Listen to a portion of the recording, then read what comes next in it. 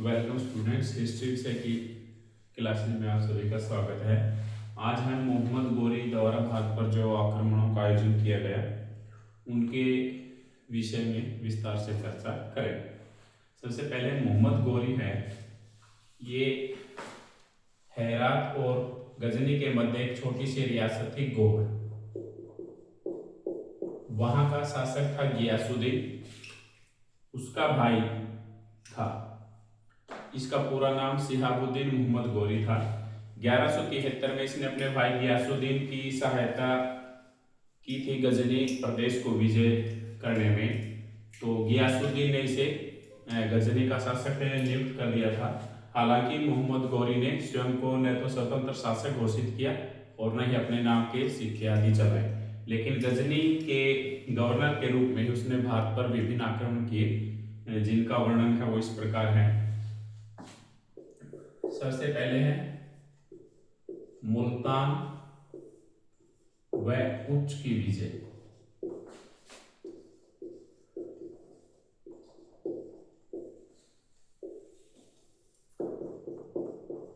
ग्यारह सौ पिछहत्तर छिहत्तर ईस्वी मोहम्मद गोरी ने सबसे पहले मुल्तान पर आक्रमण किया। यहाँ पर करमाती संप्रदाय का मुस्लिम शासक है वो शासन कर रहा था। तो 1175 ईस्वी में मोहम्मद गोरी ने मुल्तान पर आक्रमण करके उस पर अधिकार कर लिया। इसके बाद उच्च का दुर्ग है वो सामरिक दृष्टि से काफी महत्वपूर्ण दुर्ग था और मोहम्मद गोरी की उस पर भी ललचाई नजर थी। तो संभवतः वहां की जो रानी थी उसको अपने जाल में फंसाया मोहम्मद गोरी ने। उसे यह आश्वासन दिया कि यदि वो अपने पति की हत्या कर दे तो वो उसकी बेटी को पटानी बनाकर रखेगा। रानी है वो उसके झांसे में आ गई और उसने अपने पति को जहर दे दिया। वहां पे भट्टी वंश के जो राजपूतों का शासन था। तो संभवतः इसके बाद मोहम्मद गोरी ने उच्च के दुर्ग पर भी अधिकार कर लिया और बाद में उसने वो अपनी बात पर भी कायम नहीं रहा। इस प्रकार 1175 ईस्वी में उसने मुल्तान व उच्च को अपने अधीन कर लिया। नेक्स्ट है गुजरात पर आक्रमण।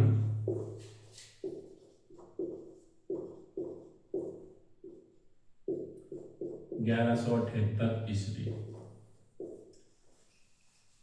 1178 ईस्वी में मोहम्मद गोरी ने राजपूताना के क्षेत्र से होते हुए गुजरात पर आक्रमण किया।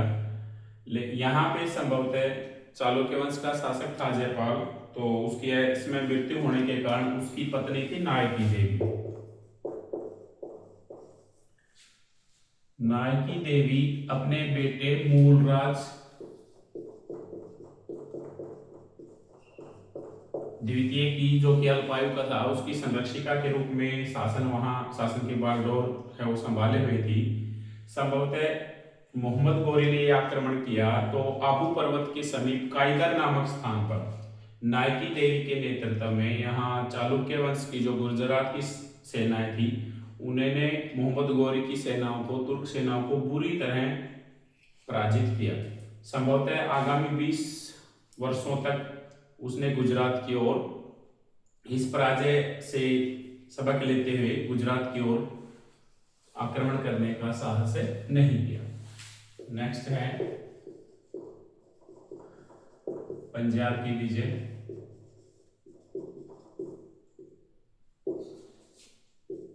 1186 ईस्वी मोहम्मद गोरी ने पंजाब के ऊपर आक्रमण करके और इसको अपने अधीन करना चाहा। संभवतः यहाँ पे उस समय जो मोहम्मद गजनी का ही गवर्नर के रूप में, प्रतिनिधि के रूप में मलिक खुसरो का शासन था।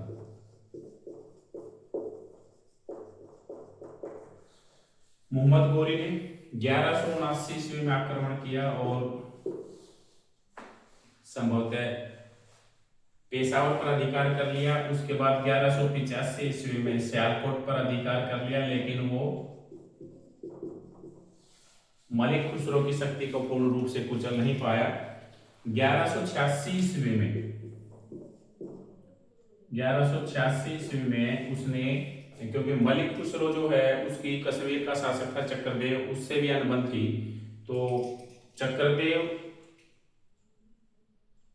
के सहयोग से जो जम्मू का शासक था मोहम्मद गोरी ने लाहौर का जो दुर्ग है उस पर घेरा डाल दिया। लेकिन इसके बावजूद भी वो मलिक खुसरो को पराजित नहीं कर पाए, तो संभवतः गौरी ने यहाँ पे धोखे से काम लेते हुए मलिक खुसरो को बंदी बना लिया और बाद में मलिक खुसरो और उसके पुत्र की हत्या कर दी, और इस प्रकार 1186 ईस्वी में पंजाब के ऊपर मोहम्मद गोरी का अधिकार हो गया। नेक्स्ट है तराइन की प्रथम लड़ाई।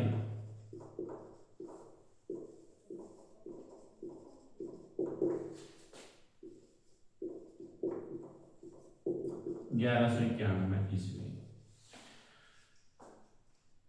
पंजाब पर अधिकार होने के फलस्वरूप मोहम्मद गोरी है उसका हौसला काफी बुलंद था और उसने 1190 ईस्वी में सरहिंद पर अधिकार कर लिया। अब संभवतः राजपूतों के साथ उसकी टक्कर होना स्वाभाविक था। उस समय जो दिल्ली और अजमेर का चौहान शासक था पृथ्वीराज चौहान, जो कि राय पिथौरा के नाम से भी जाना जाता था, तो वो भी मोहम्मद गोरी के अपनी सीमाओं पर आने के फलस्वरूप इस आशंका को भांप गया और उसने भी अपनी युद्ध की तैयारियां शुरू कर दी। मोहम्मद गोरी है वो सरहिंद से दिल्ली की ओर उसने अपनी सेनाएं लेकर के चलना शुरू कर दिया। तो पृथ्वीराज चौहान भी अपनी सेनाएं लेकर के और थानेश्वर के समीप तराइन नामक मैदान में दोनों सेनाएं आमने सामने हुई, जहां पे घमासान युद्ध हुआ। पृथ्वीराज चौहान की सेना की एक टुकड़ी का नेतृत्व उसका भाई गोविंद राय कर रहा था, जो कि तुर्क सैनिकों को बुरी तरह से पराजित कर रहा था। मोहम्मद गोरी ये विनाश देख करके और गोविंद राय के सामने जा खड़ा हुआ और उसने गोविंद राय के ऊपर हमला किया, जिससे उसके आगे के दो दांत टूट गए। तो संभवतः गोविंद राय ने मोहम्मद गोरी पर अचानक ऐसा हमला किया कि मोहम्मद गोरी है वो अपने घोड़े से युद्ध के मैदान में गिरने ही वाला था कि एक खलजी सरदार है वो उसे लेकर के और युद्ध के मैदान से बाहर ले गया, और इस प्रकार तराइन की पहली लड़ाई में तुर्क सेनाएं हैं वो बुरी तरह पराजित होकर के भाग गई। राजपूतों ने 70 किलोमीटर तक उनका पीछा किया और बुरी तरह से भारत से उनको खदेड़ दिया। नेक्स्ट है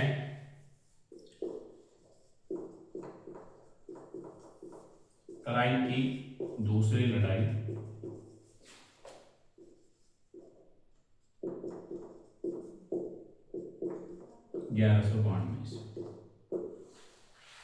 मोहम्मद गोरी तराइन की पहली लड़ाई में पृथ्वीराज चौहान से अपनी पराजय का अपमान है वो भूल न सका। उसने सबसे पहले तो अपने जो सेना नायक थे जो युद्ध में पराजित होकर के भागे थे उनको दंड दिया। उसके बाद अपनी सैन्य तैयारियां शुरू की और इस बार 1,20,000 योद्धा लेकर के 1192 ईस्वी में वो एक बार फिर से दिल्ली पर आक्रमण करने के लिए चल पड़ा। पृथ्वीराज चौहान है वो भी अपनी सेनाएं 150 राजपूत सामंतों के अधीन लगभग 3 लाख घुड़सवार और 3,000 हाथियों की सेना लेकर के, जिसमें पैदल सेना है वो भी काफी थी, और इस प्रकार से तराइन के मैदान में दोनों सेनाएं एक बार फिर आमने सामने हुई। इस बार मोहम्मद गोरी ने अपनी सेनाएं हैं अपनी रणनीति बदलते हुए सेना को 5 टुकड़ियों में विभाजित किया था, जिसमें एक दल को आरक्षित रखा गया था। और यह रणनीति बनाते हुए जब राजपूत सेनाएं तुर्कों पर भारी पड़ रही थी तो तुर्क सेनाओं ने युद्ध में पराजय का बहाना करके भागना शुरू कर दिया।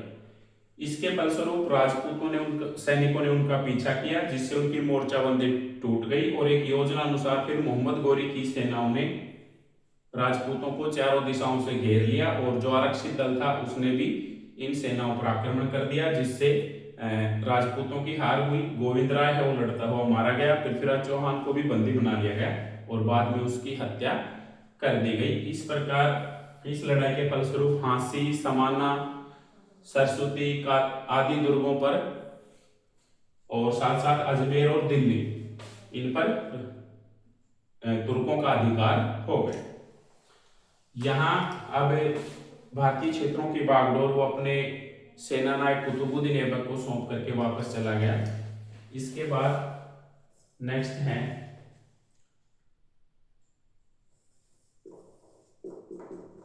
कन्नौज व बनारस की विजय।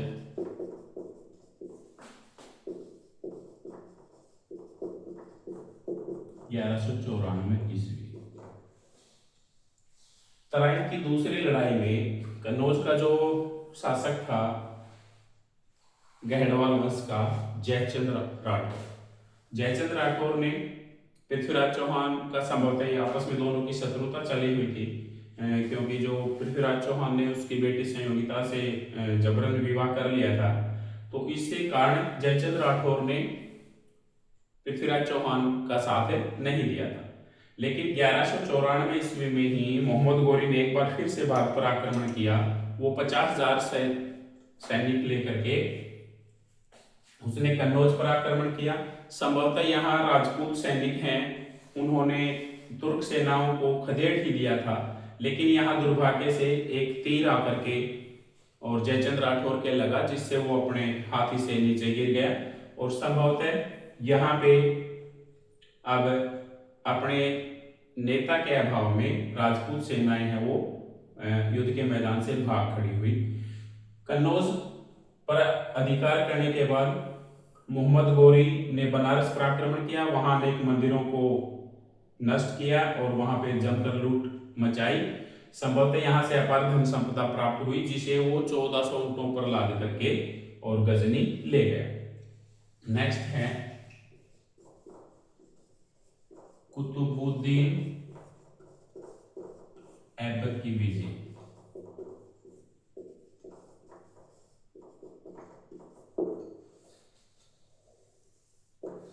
जब तराइन की दूसरी लड़ाई के बाद मोहम्मद गोरी ने कुतुबुद्दीन ऐबक को भारतीय क्षेत्रों का गवर्नर नियुक्त कर दिया था, तो कुतुबुद्दीन ऐबक ने जो राजपूत हैं वो विद्रोह कर रहे थे उनको पराजित किया।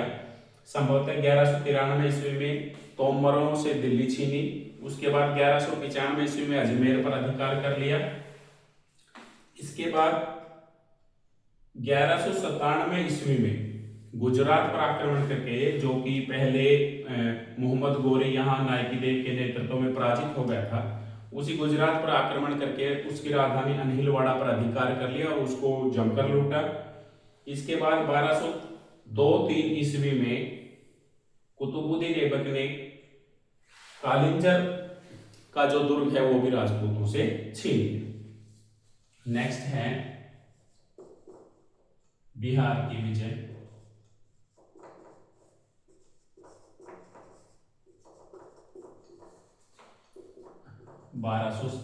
ईस्वी। मोहम्मद गोरी का एक और सेनानायक था बख्तियार खिलजी, जो कि पूर्वी क्षेत्रों की बागडोर संभाले हुआ था।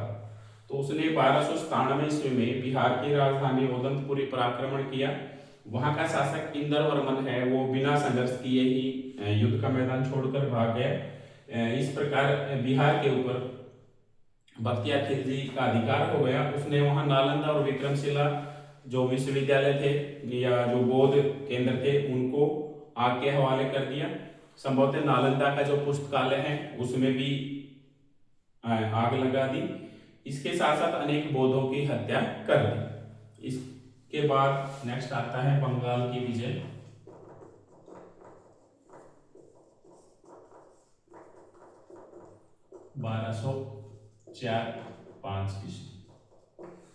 बख्तियार खिलजी ने ही बिहार की विजय के बाद बंगाल की ओर ध्यान दिया।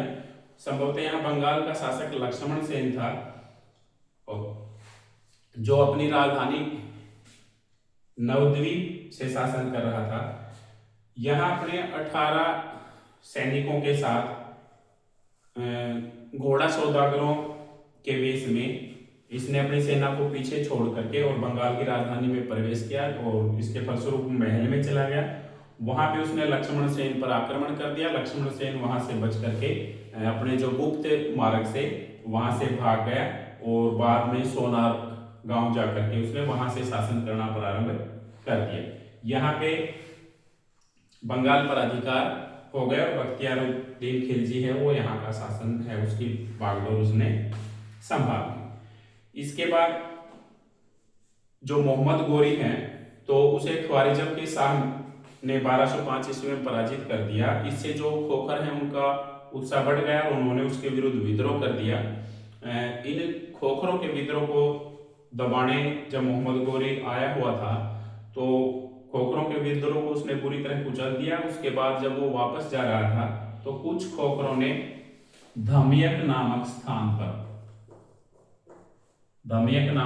पर 15 मार्च 1206 को मोहम्मद गोरी की हत्या कर दी। और इस प्रकार से मोहम्मद गोरी की मृत्यु के बाद उसका जो सेनानायक कुतुबुद्दीन ऐबक था उसने भारत में मुस्लिम राज्य की नींव रखी। धन्यवाद।